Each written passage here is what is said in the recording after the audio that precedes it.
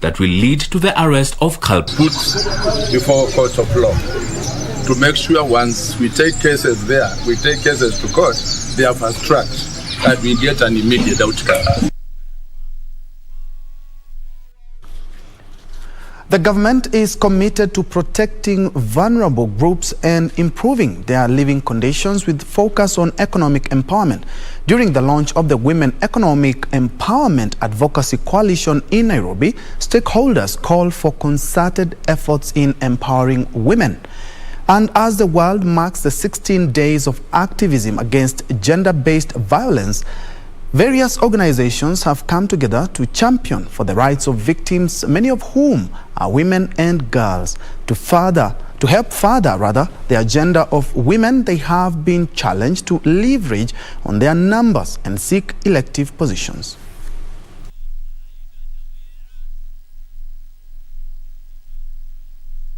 This is such an important coalition. It's an important launch because we know that the economic empowerment of women has a transformative effect, not just for the country, but also at the household level. Because when women are economically empowered, it gives them opportunity for more choices, but they also invest in family. They invest in community. We know that a woman's concept of self is bigger than the individual, so it makes sense to economically empower women. We also know with the advent of COVID, women have really been hit hard with exclusion, economic exclusion, because of their loose association with the labor market. So part of the strategy is also ensuring that we have advocacy that is based on facts and research. We know that one of the key drivers of violence is economic disempowerment, the exclusion of women, the lack of choices that they have. So the constraints that come with a lack of economic freedom really does drive gender-based violence, also constricting women's choices. So through economic empowerment and their economic emancipation, women have more choices, better choices. You have more income at the household level so that it alleviates household pressures and hopefully also brings down the incidences of domestic violence or gender-based violence. In economic empowerment, what we are targeting is to ensure that there is inclusivity. And inclusivity brings in people with disability or families that have children with disability so that we are able to improve their economic status to be able to take care of their children. Children with disability require a little bit of extra care, and that means funding. So other than the women economic empowerment, we are equally looking into government policies that ensure that there's inclusivity. We are looking at the coalition, the advocacy coalition, being the instrument that will foster that joint and collaborative initiatives and engagements to ensure that we have policies, and within those policies they're actually addressing issues on women economic empowerment. A number of policies, a number of pieces of legislation exist, but then their adequacy is there are gaps that we've noted as an organization, and that is why we have the research partnering with the research institutions, Kenyatta University and the likes that are around here, to ensure that we get grassroots evidence. And still on gender activism, as the world marks 16 days of activism against gender-based violence, a number of counties in Kenya have joined the campaigns by launching initiatives aimed at sensitizing communities on gender-based violence. In Samburu County, Deputy Governor Julius Liseto urged the residents to ensure women, men and children are protected from gender-based violence. The campaign in Samburu seeks to empower communities to make the right choices for families still under the yoke of retrogressive practices such as child marriage and female genital mutilation. Ni siku mzuri kwetu pia kueneza habari, kueleza kwamba sisi tukomeshe dhuluma ya kijinsia, kwa sababu pia serikali yetu imekubali kuisimamisha kwa sheria na pia kuelimisha watu. And therefore, through these 16 days of gender activism, we will be sensitizing the members of community, the members of Saburu community on the forms of gender-based violence. From the gender agenda to education matters, where the government has embarked on the process of identifying and recruiting human capital to facilitate successful implementation of the competency-based curriculum. This in addition to scaling up the infrastructure needed for learners to transition from primary to junior secondary school next year. The government has already set aside 10 billion shillings for the construction of over 10,000 junior secondary classrooms in schools across the country. Talk about those challenges that learners were supposed to go and do up to say that's part of. Stakeholders have questioned the capacity of learning institutions in the country to fully implement the new education system. The KICD. Principal Secretary for Education, Professor Fatuma Chege, while opening the annual Education Evidence for Action Conference, said they are working closely with the Teacher Service Commission to resolve staffing in schools. 2 directives were given by the President when he established the State Department in February this year. He said we must work with the Teacher Service Commission that addresses the human resource in teaching, and therefore that partnership is very important. We are doing that. The Teacher Service Commission is a member of our multi-agency technical committee. In fact, another directive on that same day was given that we must work with the Teacher Service Commission to address the issue of sharing resources. On infrastructure, Professor Chege said the Ministries of Treasury, Interior and the Department of Public Works are addressing the issues of congestion by facilitating constructing more classrooms. There will be double intake, meaning there are implications of infrastructural resources, and our findings, we are continuing to analyze them, and recently you are the ones who actually reported our CSE statement that Treasury has already given some funds to start infrastructural expansion. In Baringo County, contractors have decried the tendering process of constructing more classrooms for the competence-based curriculum classrooms. Vile tumeona the PQ hatuchafurahia sana. Kulingana na vile vitu imepanda saa hii. Chuma, mbao, kila kitu imepanda. Speaking after meeting government officials to plan the construction of the junior classrooms as ordered by the Ministry of Education, the contractor said the amount being offered is too little. The national government through the Ministry of Education and also the Ministry of Interior and Coordination, that they review this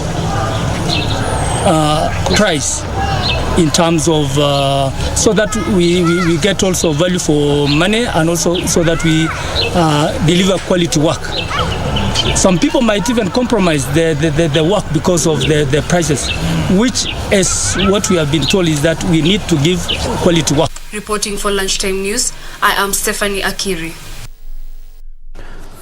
Let's now shift focus to health matters, where a health crisis is looming in Busia County if the current financial crunch facing the county's health sector is not resolved. Some health institutions are already facing challenges in delivering medical services. Zainab Said reports.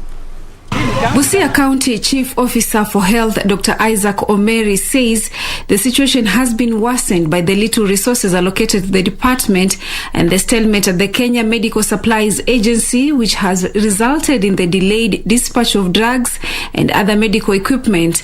Ukiangalia budget yetu ya last year, ya current financial year, ni pesa kidogo sana, 100 million iwezi kutosheleza mahitaji yote ya wananchi wa Busia.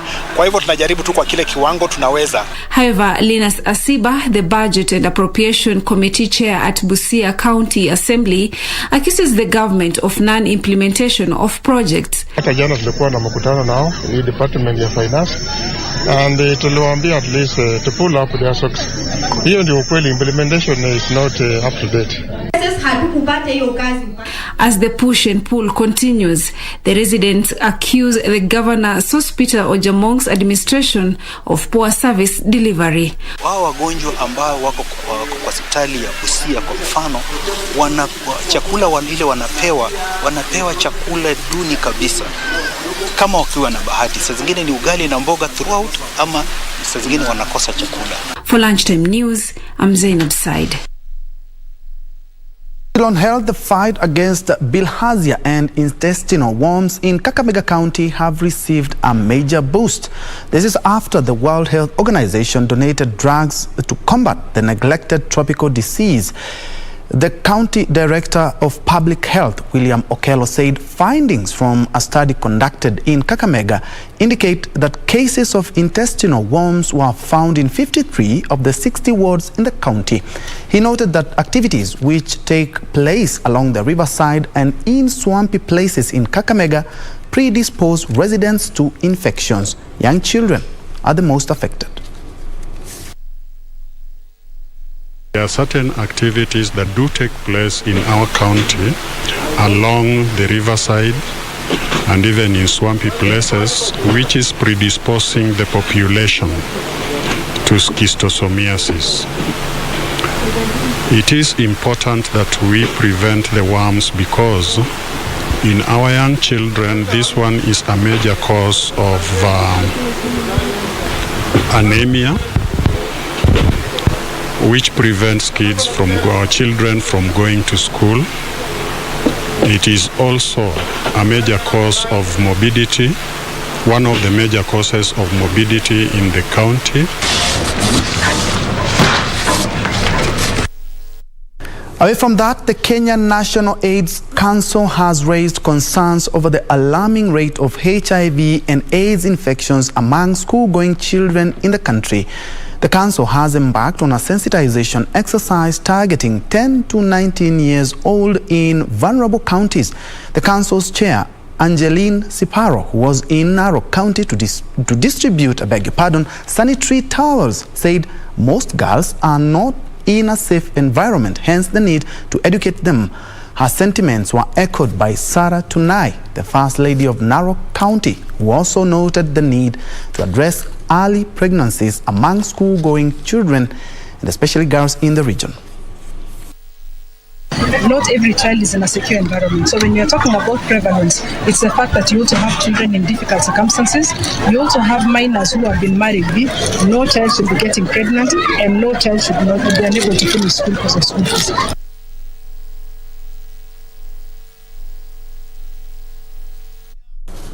Moving on, the national government has completed the construction of a new bridge in Bombi Magarini, Kilifi County, at a cost of 120 million shillings.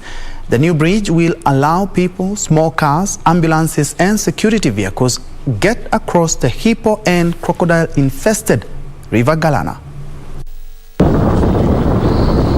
Residents of Bombi Magarini, Kilifi County, are celebrating a new bridge after the previous one was swept away by floods in 2018. Top government officials, led by Engineer Hilary Nyanga, the Chief Structural Engineer of Public Works, and Magarini Member of Parliament Michael Kingi, inspected construction works and certified the project as complete. Inspection of the completion of this footbridge, that all the works have been done according to the specifications in the contract. This is what I came to check before organizing for the final official handing over by higher authorities in the government. Robert Mweni is among residents looking forward to better economic times following the construction of the bridge. Umeona zamani ilikuwa tunalegalega upande wa ukulima, lakini hii daraja itatusaidia juu itakuwa transport iko very flexible, itakuwa na rahisi, tutalima maboga na mengineyo na tuone tunapata riziki ambayo itaweza kufundisha watoto. Reporting for Lunchtime News, I'm Purity Muse. Very well, and from Kilifi we now cross over to Nyeri. As you can see on your screen, James Orengo, the Siaya Senator, is currently addressing people there in Nyeri, where the ODM brigade is currently holding a series of rallies. Let's listen in. Wakikuyu walinyang'anywa mashamba. Wakikuyu walikuwa hawezi fanya kazi katika serikali ya mkoloni. Ndio kaona Wakikuyu wameingia kwa biashara. And I am sure, I can promise you that Raila Amolo Odinga will open this country for business. Na wafanyi biashara, utakuwa na kiongozi mwizi ama kiongozi ambayo ataweka ile uzito ya kodi uwezi kufanya kazi ama biashara. I know Raila Amolo Odinga will do it. Langu la pili ya kumaliza ni kwamba Raila Amolo Odinga started this struggle with people like Matiba, people like Rubia. His history with Central Kenya is one. And therefore I urge you countrymen, next year, together with what Uhuru Kenyatta has done with Raila Amolo Odinga, let us install Raila Amolo Odinga as the true heir of President Uhuru's legacy as the president, the 5th president of the Republic of Kenya. Asanteni sana. Yeah, now James Orengo there, live from Nyeri, where, of course, the ODM brigade is leading the Azimio la Umoja campaigns, and that report takes us to our first commercial break. But don't go away, we still have more news. I can see Victor Ashali live from Sabatia Butere. We have Edward Rono Salma, and I can also see Mahamud Adan, Kevin Matasi, Panklas George, Gaetano Kubasu. You are watching. Let's have that break.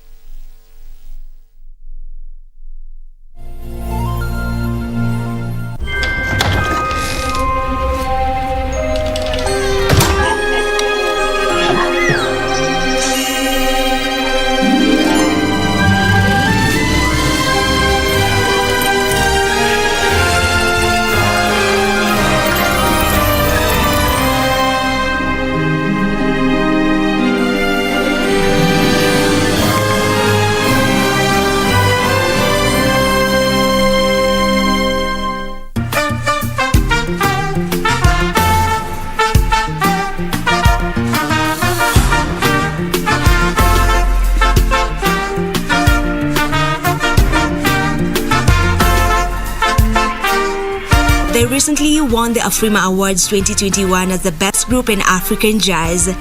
The collective sounds of their new EP describe African heritage, love, growth, culture, expression, uniqueness, and togetherness.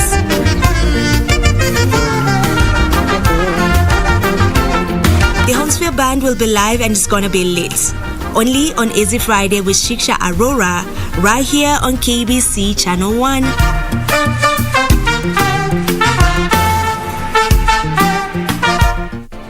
Do you have a news story to share with KBC? Get in touch swiftly on email newsroom@kbc.co.ke, call 0723-892-654 or 0734-780-124.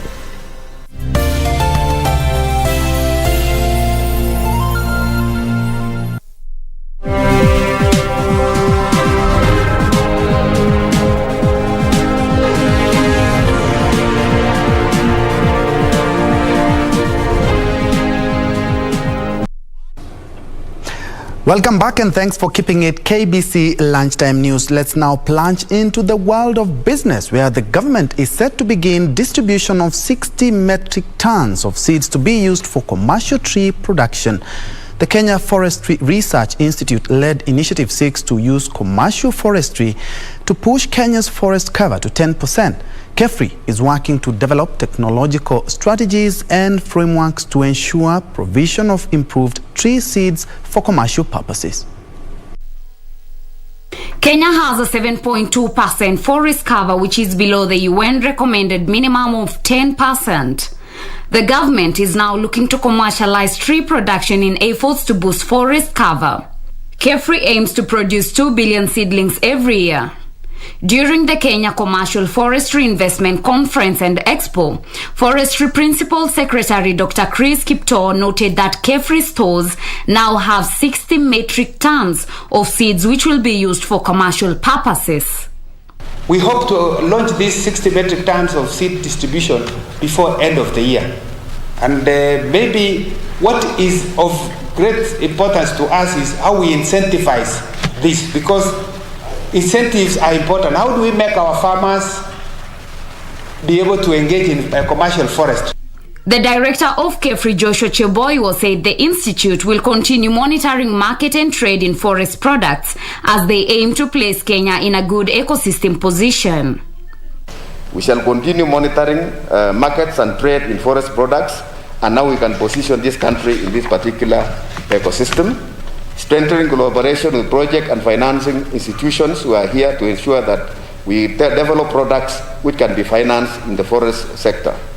Improve our seed production and processing and quality system to ensure the best seed qualities are available to our stakeholders.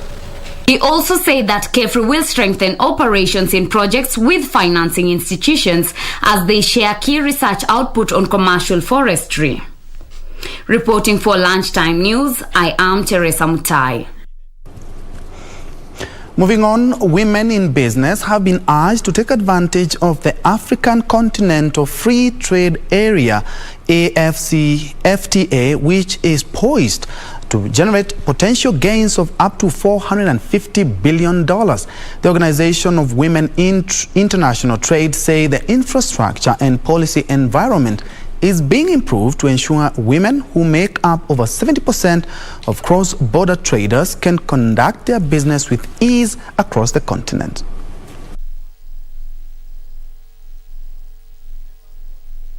The African Continental Free Trade Area is set to drive larger gains in earnings for business women. The Africa Women Trade Conference encourages women entrepreneurs to trade cross-continentally, taking advantage of the AFCTA's enormous potential for trade within the regional and continental markets. Stakeholders say there's a need to focus on Africa's investment opportunities while creating an opportunity for women entrepreneurs and business leaders to meet with investors. Work through our chapters, through partners on the ground, because they know the women on the ground.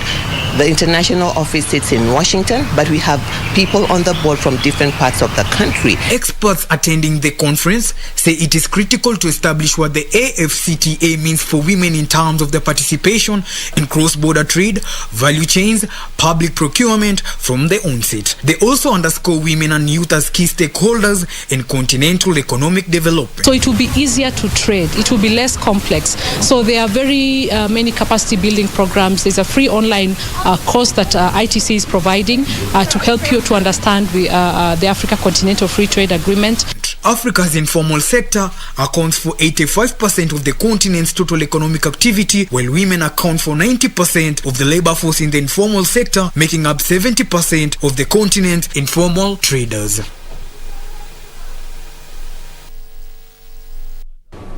Stanbic Bank Kenya made 5.1 billion shillings in net profit during the first 9 months of this year, representing a 43% year-on-year increase.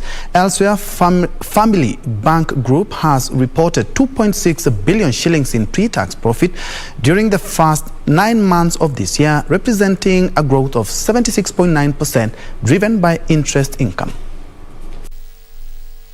During the first 9 months of this year, Family Bank's net interest income, largely from loans and advances, increased by 24.2% to 5.7 billion shillings, in line with increased lending, as the loan book similarly expanded by 13.9% to 65.1 billion shillings. Customer deposits grew by 17.4% year-on-year to close at 81.5 billion shillings, while other total assets grew by 18.9% to 107.2 billion shillings. Family Bank's total non-interest income increased to 2.3 billion shillings, with income from other fees and commissions closing at 1.5 billion shillings, equivalent to 17.1% growth. On the other hand, operating expenses marginally increased by 4.2% to 5.3 billion shillings. Meanwhile, Stanbic Bank Kenya has registered a 5.1 billion shillings profit after tax during the first 9 months of this year, marking a significant increase of 43% from 3.6 billion shillings last year. The lender says their performance was anchored on implementation of various interventions that have enabled the banks and its clients to weather the volatile environment caused by the pandemic. Stanbic Bank Kenya says customer loans grew by 11% to 176.6 billion shillings. The lender's cost, excluding loan loss provisions, rose 15%. Stanbic Bank Kenya says its South Sudan subsidiary remained profitable as it maintains intermediate foreign currency flows for its clients and keeps costs under control, ensuring that business continues to be transactional and liability-led. The lender plans to keep investing in digital capabilities in South Sudan to increase reach to customers and reduce operating costs. Further afield, Tesla plans to invest up to $188 million to expand production capacity at its Shanghai factory that will allow it to employ 4,000 more people at the site. Here are more details of this and other stories from across the world.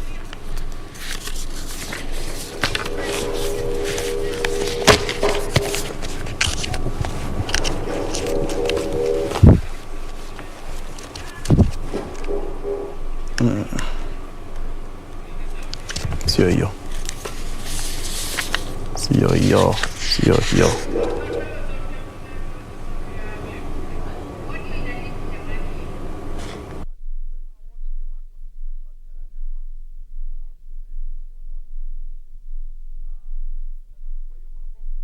Company to manufacture cars and offer competitive and attractive prices for consumers. Meanwhile, Tanzania has lifted the ban on exports of forest raw products on conditions including vina and sap from the patula pine tree until June next year. The goal was to see that the forestry sector brings out productivity to its producers. Due to lifting of the ban, the tourism minister has allowed 187 containers of forest products at the Dar port to be exported and ordered owners of the containers outside the port to observe export permit procedures from the ministry. Finally, Ugandan farmers together with other stakeholders in the agricultural sector have tasked the government to consider reviewing the seed policy 2013 and include forage seed systems as a way of improving livestock nutrition and production in Uganda. They are aiming at empowering small-scale farmers and all livestock farmers to establish high-quality yielding and drought-tolerant forages. Uganda's agricultural ministry was urged to expedite the review of the policy and include forages given to the changing climatic conditions and pasture crisis in the country. Reporting for Lunchtime News, Macau McBrien.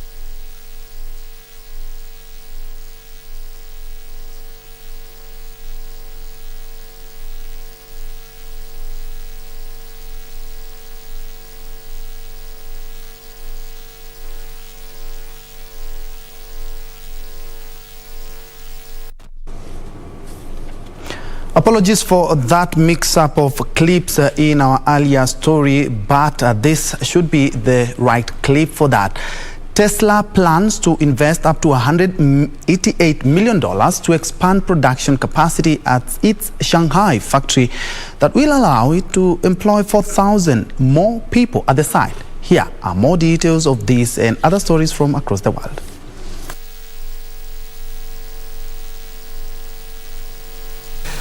The expansion will allow Tesla to add 4,000 staff, taking the number of people the plant can employ to 19,000. There will be no change to the models the factory currently produces, according to the filing, which also did not specify how much production capacity will be increased.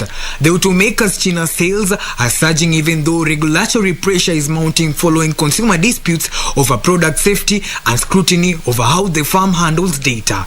Meanwhile, British car output fell by an annual 41% 1.4% last month to its lowest October level since 1956 as the global lack of semiconductor chips and a planned closure hit the sector. This led to a total of 64,729 cars rolling off British production lines. The fall reflected the global supply chain problems and Honda's permanent closure of its factory. CMMT Chief Executive Mike House stated that Britain's automotive sector is resilient, but with COVID-19 resurges, the immediate challenges in keeping the industry operational are immense. Finally, a government body has taken over China's Evergrande Group soccer stadium with a view to selling it as the debt-laden property developer scrambles to meet liabilities. Evergrande has been struggling to meet repayments on over $300 billion in debt. However, it has halted construction due to lack of capital and ceded control to authorities which plan to sell the stadium or in the absence of buyers.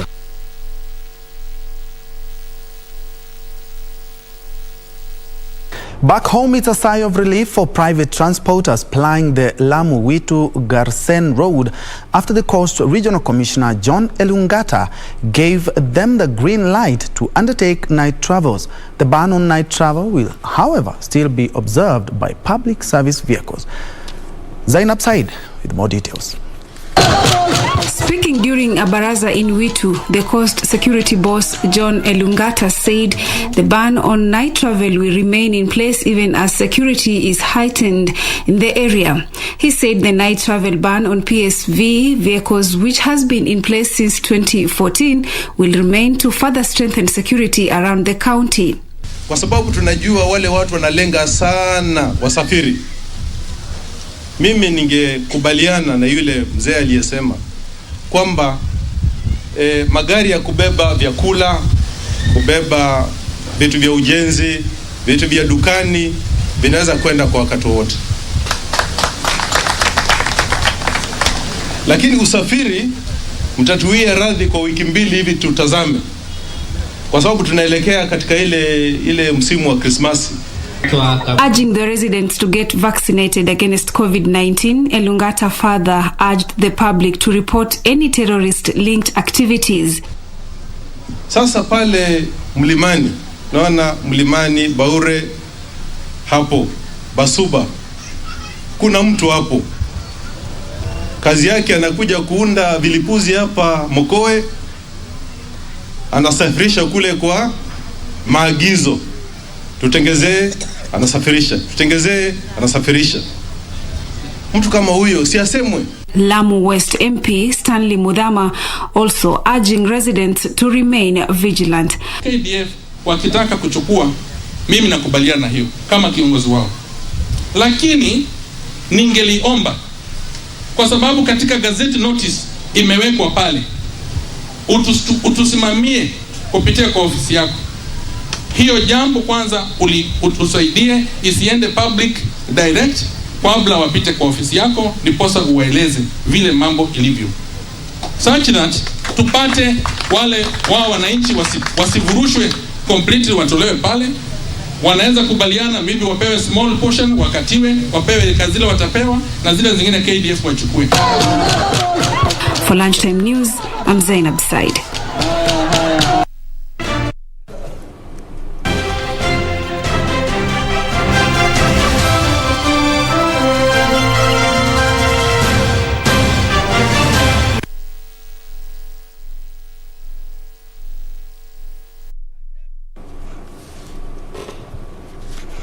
Time to play now. And National Men's Rugby Sevens team Shujaa lost their opening match of the HSBC Dubai Sevens to USA after a 14-7 loss in their Group B match opener. USA started the match on a high tempo and took the lead through Steve Tomlinson, who scored a try and converted to give the Americans a 7-0 lead at halftime.